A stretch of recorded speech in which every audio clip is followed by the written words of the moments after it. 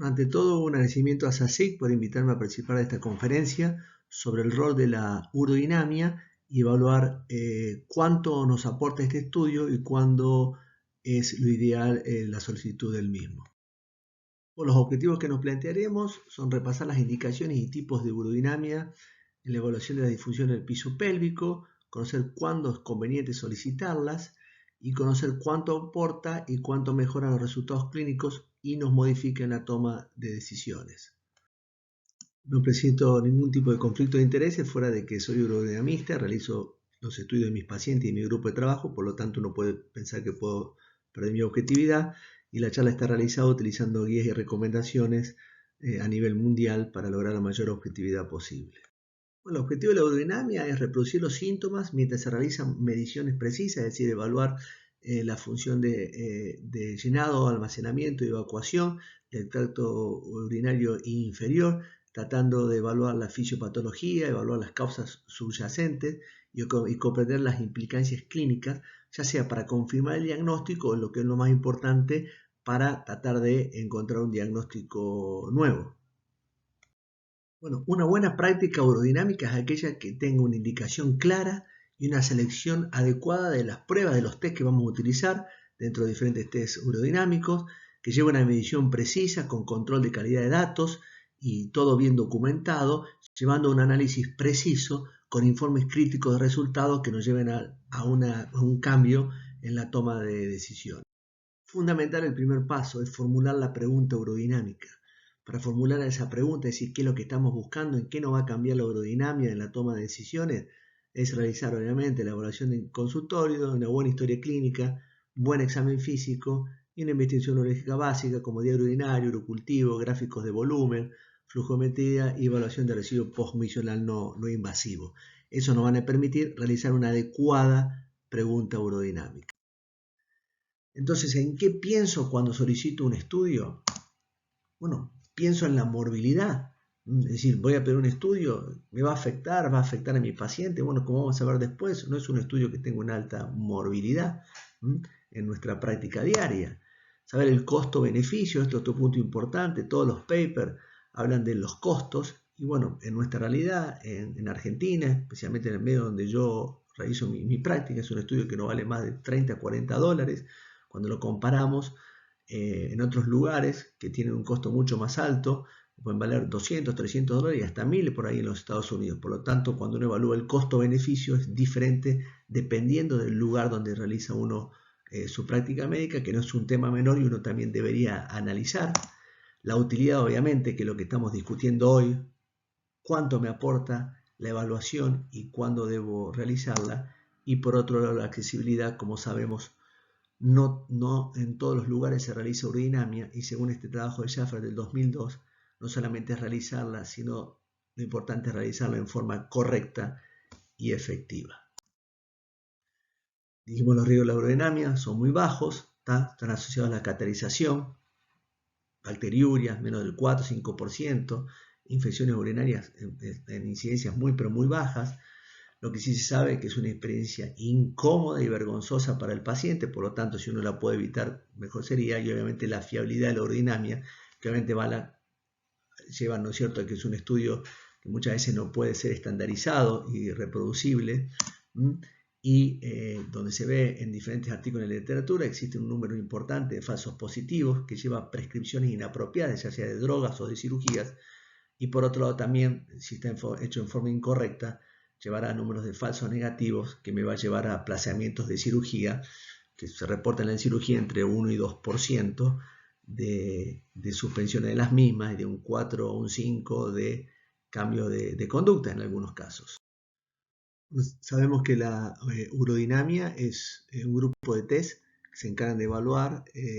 la función de almacenamiento y evacuación del tracto urinario inferior, que está comprendido por varios estudios, como es la uroflujometría, la evaluación de residuo postmisional por caterización, la citometría de relleno, que es la más recomendada, bueno, la más utilizada, que es la que se va a encargar de evaluar diferentes puntos, como los diferentes tipos de presiones, de llenado, las capacidades de la vejiga, etc. Y los estudios de presión flujo. Por otro lado, existen otros tipos de estudios urodinámicos que van a evaluar la función uretral, los puntos de cierre uretral, la videourodinamia y la electromiografía. La urodinamia es el estudio de referencia dentro de las evaluaciones de la disfunción del piso pélvico, pero obviamente que por ahí es criticada por la falta de estandarización, las diferencias de intraobservadores, la falta de reproductividad, y por eso, bueno, planteamos este artículo año 2002, donde uno trata de estandarizar la práctica, aunque en la realidad esto se hace muy complicado. Bueno, ¿quiénes son los que se van a beneficiar del estudio urodinámico? Bueno, técnicamente van a ser aquellos donde la información obtenida por la historia clínica, el examen físico y los estudios básicos en consultorio sean insuficientes para realizar un diagnóstico y decisión terapéutica directa. Lo que necesitamos más información para tomar una decisión correcta, y también en aquellos pacientes donde uno puede sospechar que esas alteraciones en el almacenamiento y la evacuación van a poder influir en el aparato urinario superior, causando trastornos como puede ser una insuficiencia renal. Esos serían los grupos más beneficiados. ¿Cuánto nos aporta la urodinamia y los diferentes estudios en la evaluación de las disfunciones del piso pélvico? Vamos a ver ahora.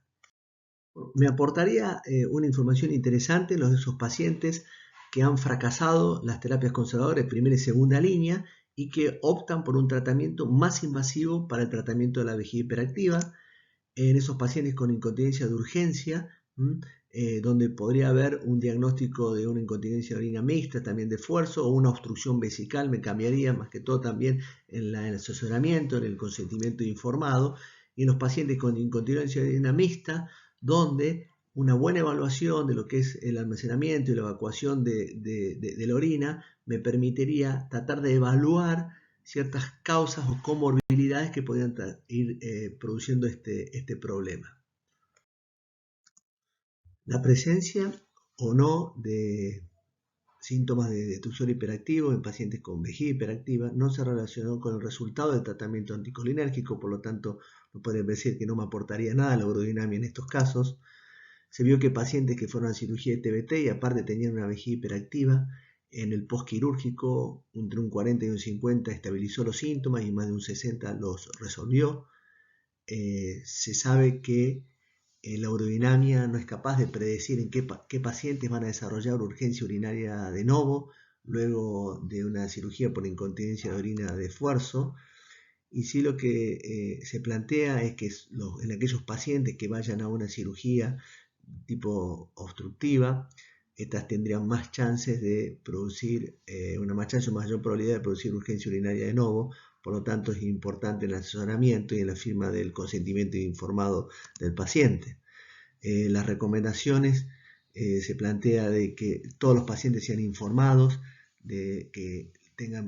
todos van a tener una probabilidad de desarrollar urgencia urinaria luego de la cirugía, y que esto es impredecible y que no hay ningún estudio que lo pueda garantizar, y que se plantea que aquellos pacientes que tengan vejiga hiperactiva y que vayan a una cirugía sean asesorados de informarles que puedan tener una tasa de éxito menor debido a ese antecedente. Bueno, cuando estamos en el consultorio y queremos saber cuánto me aporta un estudio urodinamico en un paciente con incontinencia de orina de esfuerzo no complicada, una de las preguntas es si la urodinamia podría predecir la severidad de la incontinencia. Entonces ya hubo varios trabajos, ya por el 2010 publicados en el New England. Uno fue el Sister, el Tom Australias también, comparaban la colposuspensión de Buch versus slim faciales y otro TOT versus TBT, y como otros objetivos secundarios evaluaban si había una correlación entre los puntos de pérdida, sería el LPP, con los índices de severidad y el examen físico y dinámico, y se dieron cuenta que no tenían una relación directa y que no impactaban en los resultados.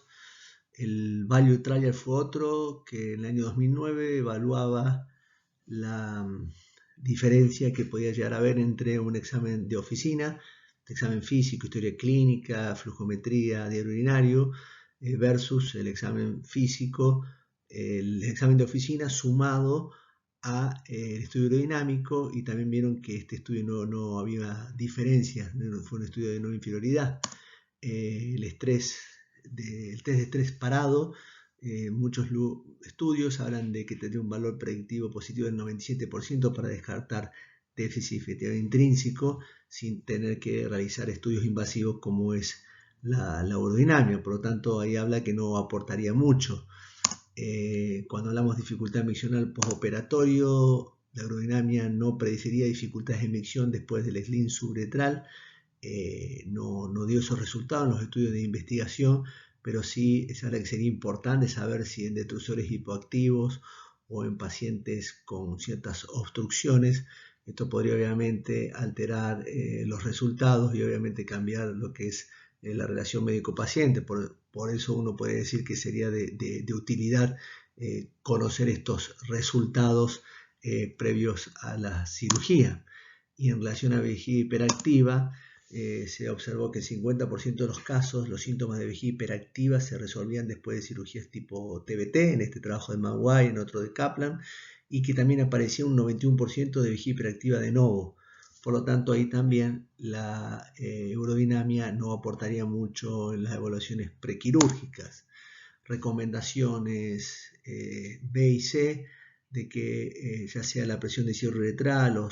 los puntos de pérdida como el EPP o Valsalva o del tosido no sean utilizados como factores únicos de grado de severidad de la incontinencia,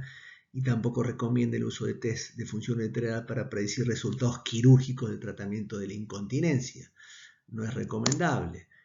Plantea de que se informe a los pacientes de que es difícil predecir quién desarrollará dificultad miccional después de la cirugía para la incontinencia urinaria de esfuerzo, dentro de lo que es el consentimiento informado, y también recomienda que los pacientes con tasas de flujos deficientes antes de la cirugía sean informados de que tienen una mayor probabilidad de tener problemas de micción después de la colocación del sling suburetral por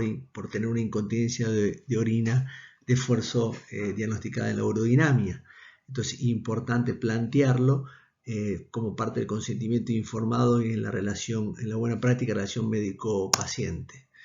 También este comité recomienda que se tenga en cuenta la rentabilidad de las pruebas urodinámicas cuando se habla de costo y ganancia de los diversos métodos de diagnóstico de la incontinencia urinaria en relación con el método de tratamiento. Esto es fundamental en nuestro país, porque cuando hablamos de costos, siempre todos estos estudios son hechos en el extranjero, donde una urodinamia puede valer 300 hasta $1000, y bueno, en nuestro ambiente, en muchos lugares, no vale más de 30, 50, $70. Por lo tanto, bueno, hay que evaluarlo en nuestra propia realidad y cuánto nos aporta en nuestra relación médico-paciente. Cuando evaluamos el prolapso pélvico avanzado, recomendaciones tipo C, es fundamental la evaluación urodinámica por el hecho de que qué es lo que me va a aportar. El diagnóstico de una incontinencia de orina oculta, la presencia de la incontinencia nos va a cambiar la estrategia quirúrgica, ya sea porque uno decida o realizar cirugía en 2 tiempos o realizar las dos cirugías en forma conjunta. Es fundamental, y lo que muchas organizaciones se quejan o plantean, lograr la estandarización de los métodos para reducir el prolapso, ya que muchas veces puede aparecer falsos positivos, falsos negativos, ocultar incontinencia de orina o no diagnosticarla por la técnica que se utiliza para la misma. Aporta mucho en los prolapsos avanzados que tengan un alto residuo postmiccional o retención urinaria en la estrategia y en la toma de decisiones. Se sabe que entre un 11 y un 22% de las mujeres continentes que van a cirugía de prolapso van a tener incontinencia de orina de esfuerzo después de la cirugía, tengan o no tengan una urodinamia previa. Por eso es fundamental el diagnóstico diferencial en los altos residuos postmisionales, si esto se debe a una obstrucción o un detrusor hipoactivo, y ahí la urodinamia nos ayuda mucho en ese diagnóstico. Bueno, veamos qué es lo que dice la literatura de cuándo es el momento, la situación ideal para solicitar estos estudios que nos aporten en el cambio de la toma de decisiones. Bueno, ¿a quién no se le realizaría estudios aerodinámicos? El resumen de las guías y recomendaciones que plantea al inicio habla de que no haría falta en la incontinencia de orina franca, con diagnóstico claro, que tengan diario urinario normal, flujometría normal y residuos postmisionales no relevantes. En la incontinencia de orina pura, sin síntomas y sin síntomas o signos de dificultades miccionales, previo al tratamiento de reentrenamiento muscular del suelo pélvico, en aquellos casos de incontinencia urinaria de urgencia con diario urinario normal, acorde a los síntomas, con flujo metida normal y residuo postmisional no relevante, tampoco, ¿no es cierto?, haría falta. En las inconsciencias de orina de urgencia puras, sintomáticas, sin síntomas o signos de dificultades miccionales, que se van a evaluar mediante tratamientos farmacológicos o tratamientos de reentrenamiento del piso pélvico. Bueno, a quienes sí le recomendamos estudio urodinámico y le vamos a recomendar principalmente, vamos a hacer estudios urodinámicos no invasivos, es decir, la evaluación de ideal urinario, de residuo postmisional y una eventual flujometría a todos los pacientes, que eso es lo que nos va a permitir, como hemos dicho, realizarnos nuestra pregunta urodinámica. Le vamos a realizar a los que van a ir a una intervención quirúrgica siempre que haya dudas sobre la fisiopatología, así que no nos quede claro qué es lo que realmente está pasando y ahí vamos a solicitarla para que nos aporte algo, siempre respondiendo a esa pregunta que nos hicimos en el consultorio. Para los pacientes que hayan tenido primeras terapias fallidas, fracasaron de su cirugía, obviamente necesitamos una evaluación más exhaustiva para ver qué nos puede aportar esto y por qué sucedió esa falla prequirúrgica previa. Y obviamente las incontinencias de orina complicadas que vienen, ¿no es cierto?, acompañadas de urgencia, de vaciados incompletos, con residuos postmisionales de más de 150, aunque también en residuos de entre 100 o 150, pero que sean pacientes añosos de más de 65, 70 años o que tengan ciertas comorbilidades, enfermedades neurológicas, uno también le debería solicitar. En los pacientes que tienen disfunciones miccionales, como la pérdida continua, micciones en dos tiempos, o micciones en goteo o goteo postmiccional. En los pacientes que tienen ausencia de movilidad uretral, habíamos planteado que, bueno, muchos decían que no era necesario para evaluar disfunciones del esfínter, disfunciones de esfínter intrínsecas, pero es una recomendación para poder evaluar y mejorar la relación médico-paciente y que nos aporte en evaluación prequirúrgica y postquirúrgica y en el proceso avanzado apical y anterior.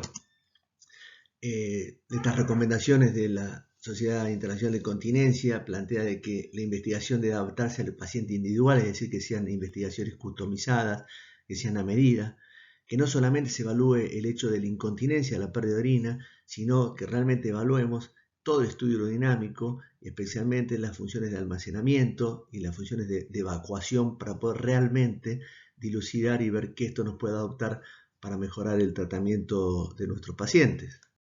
Según este informe de la Cochrane del año 2013, plantea que las mujeres que se sometan a pruebas urodinámicas tienen más probabilidades de que se realice un cambio en su tratamiento en comparación con las que no se someten. No solamente un cambio de tratamiento quirúrgico o médico o no realizar la cirugía al fin, y sin embargo ratifica que las pruebas no muestran una diferencia en las tasas generales de continencia ni en una mejor calidad de vida o resultados económicos después de las pruebas de urodinamia. Y planteando de que el estudio, por más que hemos discutido que en muchos casos la evidencia no apoya directamente por falta de estudios con buena metodología, sí también se ha visto que el informe urodinámico, obviamente hecho en forma correcta, refuerza la confianza del profesional, mejora la relación médico-paciente en la mayoría de los casos, aumenta la comprensión de los pacientes del problema que están viendo, y cuando hablamos en costo-beneficio recordemos que los costos por ahí en Latinoamérica, especialmente en donde uno ejerce la profesión, son muy bajos y que la verdad que ciertos aportes, como es el hecho del refuerzo de la confianza tanto del paciente como del médico, nos permite mejora en los resultados, que aunque no sean clínicamente evaluables, sí lo son en la tarea diaria. Bueno, muchas gracias por su atención, espero que esto le haya sido de utilidad. Veremos, bueno, qué son los puntos que vamos a discutir ahora luego de todas las presentaciones, y si alguien necesita la bibliografía en la cual realicé esta conferencia, con gusto se las enviaré. Acá tienen mi correo. Muchas gracias a todos y que tengan un buen día.